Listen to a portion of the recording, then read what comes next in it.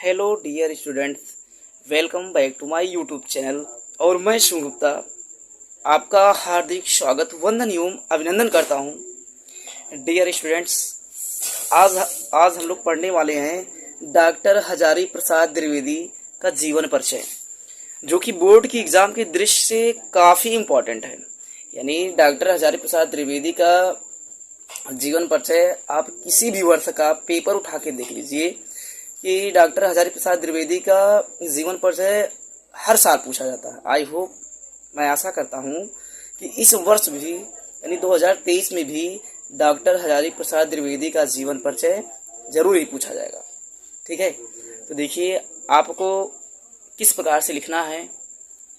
सबसे पहले आप क्या करेंगे, ब्लैक पेन से, ब्लैक पेन नहीं स्केच का यूज़ कर लीजिए, यानी स्केच का आप यूज़ कर लीजिए। जीवन परिचय हेडिंग आपका रहेगा। फिर आपको क्या लिखना है कि आचार्य हजारी प्रसाद द्विवेदी का जन्म सन 1907 ईस्वी को बलिया जिले के दूबे के छपरा ग्राम में हुआ था। एक बार फिर से देख लीजिए कि आचार्य हजारी प्रसाद द्विवेदी का जन्म ठीक कब हुआ था, सन 1907 किस ईस्वी में हुआ था। आपको माइंड में यही रखना है कि डॉक्टर हजारी प्रसाद का जन्म सन 1907 ईस्वी में हुआ था। ठीक है, फिर क्या, अब देखिए जब भी आप जो है इनका डेट लिखेंगे, है ना, डेट ऑफ बर्थ लिखेंगे, तो आप क्या करेंगे, आप ब्लैक पेन का यूज करेंगे। ठीक है, फिर क्या है, 1907 ईस्वी को बलिया जिला कौन सा, बलिया, ठीक, कि दूबे के छपरा ग्राम में हुआ था। इनका ग्राम कौन सा था, छपरा था, और जिला क्या था, बलिया था। ठीक, इनका जन्म जो है 1907 ईस्वी को हुआ था। ठीक है, फिर क्या है, इनके पिता का नाम अनमोल द्विवेदी था। ठीक, यानी डॉक्टर हजारी प्रसाद द्विवेदी के पिता का नाम अनमोल द्विवेदी था और माता का नाम ज्योतिषमती था। ठीक है, आपको ये भी याद करना है कि उनके पिता का नाम अनमोल द्विवेदी था और माता का नाम क्या है, ज्योतिषमती था। ठीक, ये सरयू प्रेरित ब्राह्मण थे। इनके बचपन का नाम बैजनाथ था। ठीक, इनके बचपन का नाम मतलब डॉक्टर हजारी प्रसाद द्विवेदी के बचपन का क्या नाम था, बैजनाथ था। ठीक है, फिर क्या है कि 18 मई सन 1979 को हिंदी का यह महान पुत्र स्वर्ग में लीन हो गए। ठीक है, एक बार हम लोग फिर से दोहरा लेते हैं, है ना। आचार्य हजारी प्रसाद का जन्म कब हुआ था, सन 1907 में हुआ था। जिला क्या था, बलिया था। ठीक, यानी जिला बलिया के दूबे के छपरा ग्राम में, ग्राम कौन सा था, छपरा था। ठीक, पिता का क्या नाम था, अनमोल द्विवेदी था, और माता का क्या नाम था, ज्योतिषमती था। ठीक है, वो जो है क्या थे, ब्राह्मण थे। और डॉक्टर हजारी प्रसाद द्विवेदी के बचपन का क्या नाम था, बैजनाथ था। ठीक है, बैजनाथ था। फिर क्या है ना, ये 18 मई सन 1979 को हिंदी का यह महान पुत्र स्वर्ग में लीन हो गए। ठीक है, आपको ये भी याद करना है।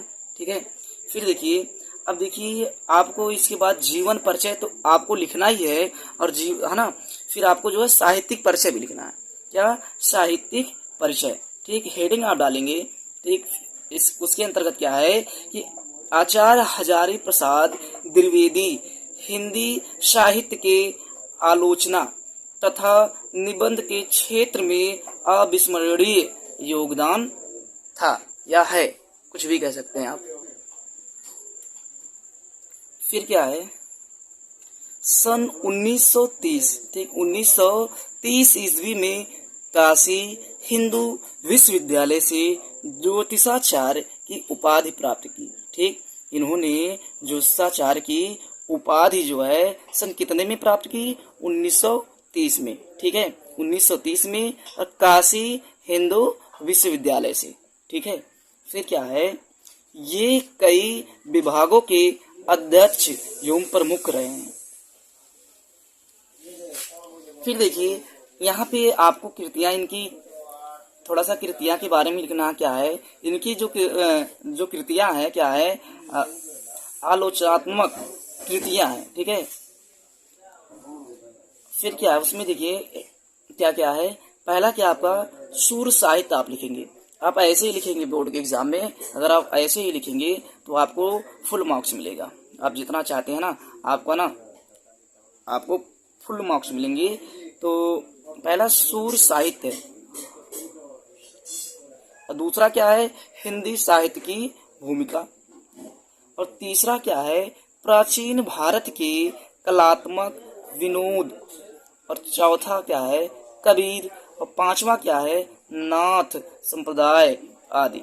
देखिए आप जो है हमने यहाँ पे 5 पॉइंट बना दिया है, और आप बोर्ड के एग्जाम में 3 भी लिख सकते हैं। अगर आप 3 लिखेंगे तो फिर भी बोर्ड के एग्जाम में आपको अच्छा नंबर मिलेगा, और आपका एक भी नंबर कटने वाला नहीं है।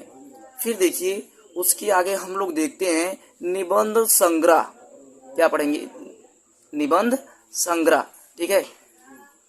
थोड़ा सा इसके बारे में हम लोग डिस्कस कर लेते हैं कि निबंध संग्रह क्या है। उनका निबंध संग्रह जो है कल्पलता इनका निबंध संग्रह है।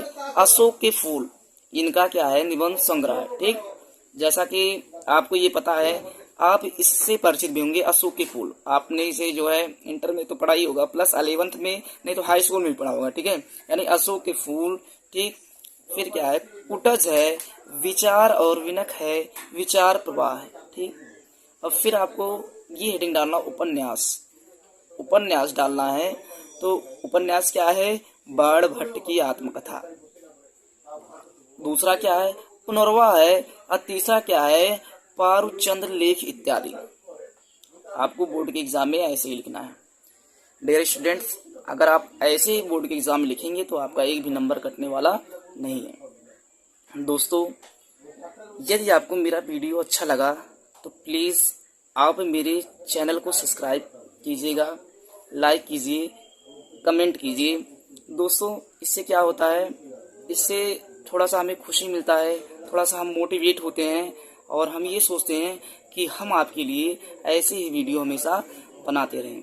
और मैं आपसे कहना चाहता हूँ कि आपका बोर्ड का एग्ज़ाम है, आप जितनी अच्छे से तैयारी कर सकते हैं आप तैयारी करना स्टार्ट कर दीजिए। अब टाइम आपके पास है नहीं। अगर आप ये सोच रहे हैं कि हम टाइम का वेट करेंगे तो आपके पास टाइम नहीं है। अब यही सही वक्त है पढ़ने का। अगर आप अभी से ही